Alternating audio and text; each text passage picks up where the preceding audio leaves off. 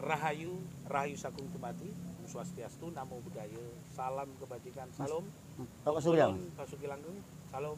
Surya. Assalamualaikum Icip. warahmatullahi wabarakatuh. Amin ya. Masih di dalam Enak, Cahaya kan? Batin, pintu gerbang kesadaran bangsa Nusantara. Saya Taufik Monyong ingin berdiskusi dengan Mas TP tentang aksara Jawa. Ada sesuatu yang menarik di zaman Pusendok dan Erlangga, itu ada banyak artefak. Menurut catatan Mas TP, banyak prasasti artefak yang dihasilkan. Nah, bagaimana itu menanggapi? Saya akan membahas tentang Aksara No, Nur Gaib Gaib Condro Warsitan Condro. Jadi pengharapan kita kepada cahaya ilahi. Kenapa sampai cahaya di dalam diri Empu Sendok dan Erlangga itu mampu menciptakan sebuah karya intelektual yang hebat dan menjadi catatan yang luar biasa di dalam pengamatan Mas TP The True atau TP Wijoyo. Kan jadi TP Wijoyo, KTP. Loh iya, Oh, nama Wijoyo. asli. Ya. TP Wijoyo. Nah, kita akan membahas tentang apa yang menarik Mas TP. Zaman Empu Sendok di tahun berapa dan Erlangga tahun berapa menghasilkan sebuah karya luar biasa, karena Nur Gaib Gaib Condro Warsitan Condro, pengharapan kita kepada Tuhan itu sendiri. Dan apa yang terjadi, karya-karya spiritual, intelektual, dan karya-karya peradaban zaman muncul sebagai, tidak menjadi puncak sebenarnya, tapi muncul begitu luar biasa dalam catatan Mas TP. Silakan Mas TP. Ya. Jadi Pusendok ini Pusindok ya. Ya, Pusindok ini beliau itu seorang raja besar ya. Dia mengeluarkan atau meninggalkan jejak-jejak peninggalan, yaitu sebuah prasasti banyak. 40 sampai 45 prasasti batu. 45 Ya, prasasti. batu ya yang tersebar hampir di seluruh wilayah Jawa Timur. Terutama yang paling banyak itu di Malang, Jombang, Kediri, Mojokerto. Itu yang paling banyak sebaran prasastinya Pusindok. Prasasti Sindok yang tertua atau yang pertama kali ditemukan yang dikeluarkan oleh beliau itu prasasti Turian, Turian tahun berapa? Malang. Itu tahun 929. Ya. 929. Ya, itu adalah Turian itu yang akhirnya sekarang jadi nama Turen. Turen, ya. Turen Malang. Jadi sepertinya Turen itu nama kunonya Turian. Ya. Turian. Nah, itu pertama kali prasastinya Sindok. Kemudian berikutnya banyak ya, saya nggak bisa sebutkan satu persatu. Tapi jumlah totalnya itu kurang lebih 40-an prasasti Sindok. Dan 45. ya sekitar itu. Nah, prasastinya Sindok itu semua batu. Batu dan modelnya macam-macam, ada yang stela atau kerucut, ada yang melengkung, ada yang macam-macam dan dihias dengan termasuk Nganjuk, hari jadi Nganjuk. Hari jadi Nganjuk itu memakai prasasti Anjuk Ladang yang juga dikeluarkan oleh Raja Sindok. Nah, itu juga salah satunya itu. Kemudian yang kemarin ditemukan waktu ekskavasi Gemean sampai BCB barusan ini, prasasti Gemean. Ya, Gemean itu menyebut desa I Masahar. Jadi prasasti Gemean yang kemarin dibaca oleh Pak Ismail Lutfi itu adalah menyebut sima pedikan kepada desa yang namanya Masahar. Nah, itu juga dikeluarkan oleh Raja Sindok. Sima Pardikan di Masahar. Masahar. Kemungkinan Gemean itu dulu nama kunonya adalah Masahar. Ya. Masahar. Yang sekarang hilang nama itu jadi Gemean. Nah, Sindok itu di dalam prasastinya dia menyebut dirinya ini pendiri Wangsa Isana. Wangsa Isana. Isyana. Ya, Ya. Isyana. Atau orang menyebutnya Latinnya supaya gampang Isyana. Isyana. Nah, sebenarnya kan Isyana. S-nya tadi SY ya. Isyana ya. Iya, sebenarnya bacanya itu kayak sin itu. Isyana. Nah, Tapi Jawa loh ya. ya Jawa. Jangan Nah, pakai sin lah, pakai sa gitu. Pakai so. nah itu jadi artinya Pusindok ini tampil dalam belantika kesejahteraan Indonesia ini dianggap penerus dari Medang dari Jawa Tengah. Medang. Medang Medang Kamulang. Bukan Medangnya. Medangnya. Karena di Jawa Tengah itu kalau di buku sejarah kan ditulis Mataram kuno ya. atau Mataram Hindu. Medang. Itu untuk membedakan dengan Mataram Islam sebenarnya kan ya. Kamulang Yang dan masanya Medang, ya Mataram kuno ada Mataram Islam. Itu yang Mataram kuno adalah Medang. Medang, Setelah Mataram Islam, Medang Kamulang. ya Mataram Islam, Mataram. Mataraman ya. Ya, gitu ya. Mataraman karena Kamulang mengulangi kejayaan Medang. Ya. Dan di Jawa Tengah itu 3 prasasti menyebutkan ibu kota atau kota raja Medangnya Jawa Tengah ya. Ya. Yang pertama Medang I Poh Pitu, Ya. Medang I Mamrante, dan Medang I Watu I Bumi Mataram. Sorry. Tiga. Tiga. Ya, Tiga. berarti Medang ini. Jadi nama Mataram sudah disebut zaman Sindo, Iya. zaman Medang itu, masa dia Balitung, dia Wawa dan lain-lainnya itu ya. Nah itu era 7 tahun 700-an sampai tahun 800-an. Ya. Nah, 700 Medang ya. ya terus menginjak tahun 900-an itu sepertinya terjadi huru-hara. Akhirnya Sindo yang disinyalir atau diduga dia adalah menantu dari Dia Wawa, jadi menantu Raja Medang Jawa Tengah, dia memindahkan pemerintahan Ya. Medang yang dari Jawa Tengah ke Jawa Timur. Timur.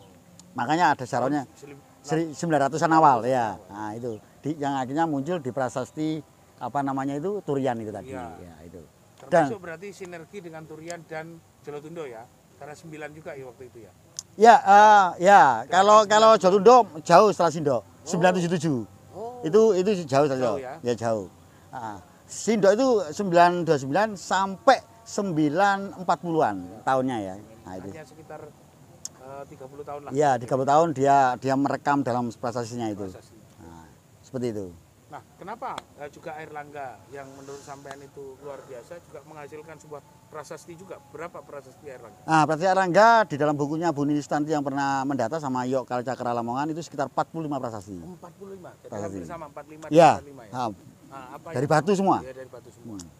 Itu di kalau Airlangga di tahun Airlangga sudah masuk angka 1000. 1000 ya. Iya, 1000 anaknya 1000 ya? awal ya. Jauh. Jauh, Kalau secara silsilahnya dengan Sindo itu mungkin ketemu Sindo itu mungkin canggahnya Airlangga. Tapi masih Keturunan. dari Wangsa Isyana. Betul, dan Airlangga mengaku dalam prasasti Pucangan, aku masih keturunan Sindo, Wangsa Isana gitu. Berarti bisa saja itu reinkarnasi dari Sendok sendiri. Bisa jadi. Mas TP, apa yang sebenarnya menjadi prinsip-prinsip, nggak apa-apa santai dulu, Iya. kita masih ada luar. Iya. Yang disampaikan dalam Empu Sendok itu sendiri, Empu Iya. Sendok itu sendiri mencatat Ayo. apa yang sebenarnya Empu Sendok mencatat dalam sebuah perjalanan itu, apakah hanya dalam dia menyampaikan tentang Wangsa Isyana atau hal-hal yang menjadi prototip sendiri sebagai simbol mampunya dia membuat sebuah perubahan, merubah Medang dari tengah ke timur, atau ada hal yang lain? Ya. Jadi ada beberapa tafsir sejarawan ya. Jadi ada yang menduga Sindo memindahkan ke Jawa Timur karena unsur konflik politik. Unsur konflik politik perebutan tahta setelah Dia Balitung, Dia Wawa itu wafat, akhirnya ya gampangannya rebutan tahta lah gitu lah.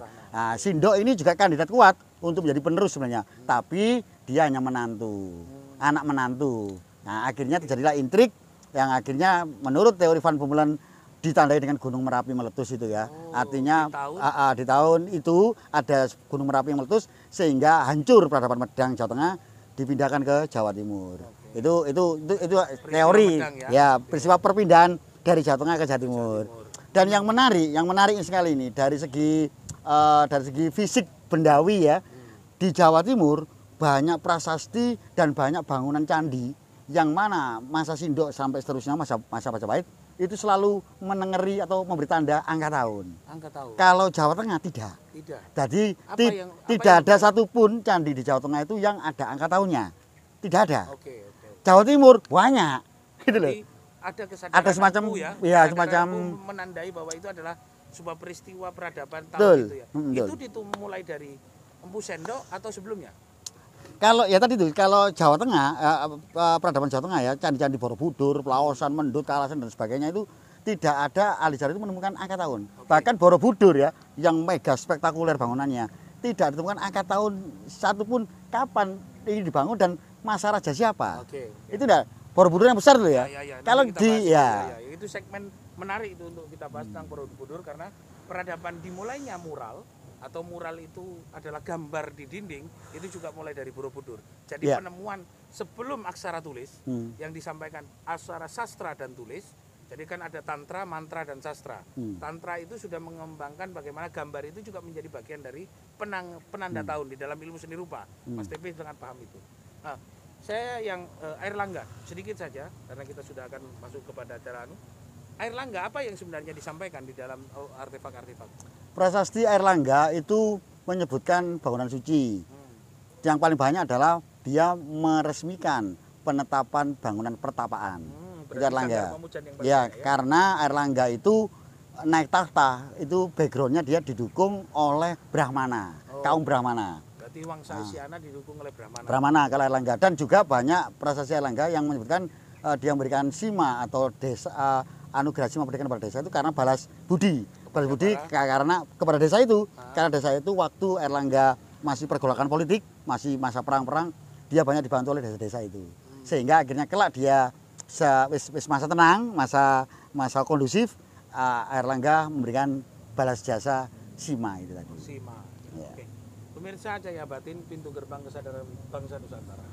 Sangat jelas dan otentik bahwa bukan berarti background sejarah saja, tapi lahirnya Wangsa Isyana dari Empu Sendok dan Airlangga juga menjadi Wangsa Isyana yang didukung oleh Brahma. Itu adalah sebuah apa yang kita sampaikan bahwa ada nur gaib Condro Warsitaning Condro, cahaya yang muncul dari dua sosok pemimpin besar, walaupun ditandai dengan Merapi meletus, ditandai juga Brahma, itu bisa jadi Merapi yang pindah kepada Bromo Brahma, dari Wangsa Brahma. Atau ini tidak bisa lagi ditolak bahwa bangsa kita Nusantara ini ikut selaras dengan alam, ikut selaras dengan Tumindai Gusti Kang Akarya Jagat.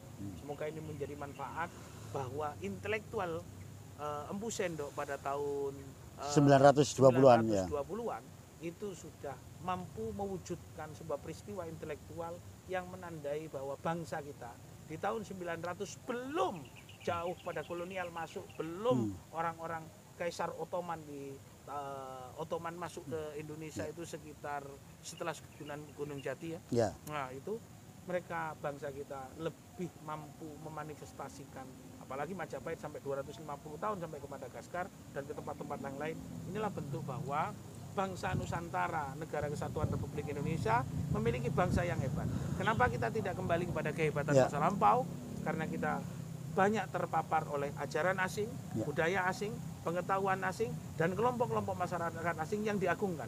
Kembalilah seperti yang disampaikan Mas TP, belajar aksara Jawa, belajar aksara Palawa, belajar aksara Kawi, belajar bahasa Sanskerta, sampai ini akan datang kawan-kawan dari Bandung, Sunda. Sunda. Nah, nanti akan belajar tentang aksara Kaganga Sunda. Bagaimana orang-orang di sana juga paham betul bahwa secara luhur bangsa kita menjadi luar biasa. Terima kasih. Rayu Sagung Dumati, Bung Ulun Basuki Langu. Salam. Assalamualaikum warahmatullahi wabarakatuh. Waalaikumsalam.